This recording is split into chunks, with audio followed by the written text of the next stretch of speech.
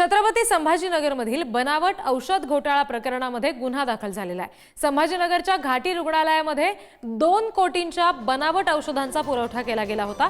कोल्हापूरच्या विशाल एंटरप्राइजेस 2 कंपन्यांवर गुन्हा दाखल झालेला आहे। घाटी रुग्णालयामध्ये जो बोगस औषधांचा पुरवठा झाला होता त्या प्रकरणात अखेर गुन्हा दाखल झालाय। आणखी तपशील घेऊया प्रतिनिधी सचिन जिरे यांच्याकडून। सचिन, नेमक्या कोणत्या कंपन्या आहेत ज्यांच्यावर हा गुन्हा दाखल झालेला आहे आणि आता या पुढची कारवाई नेमकी काय असणार आहे?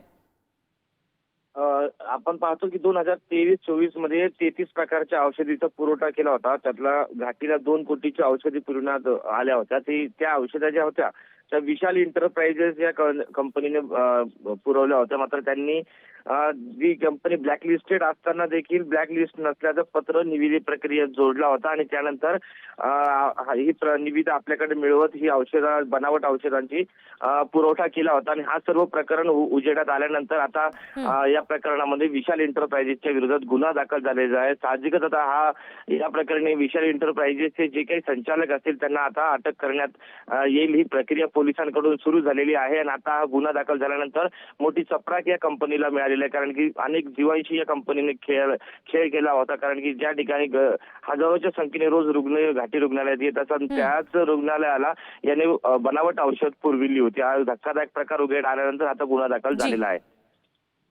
जी सचिन, धन्यवाद दिलेल्या सगळ्या माहितीसाठी।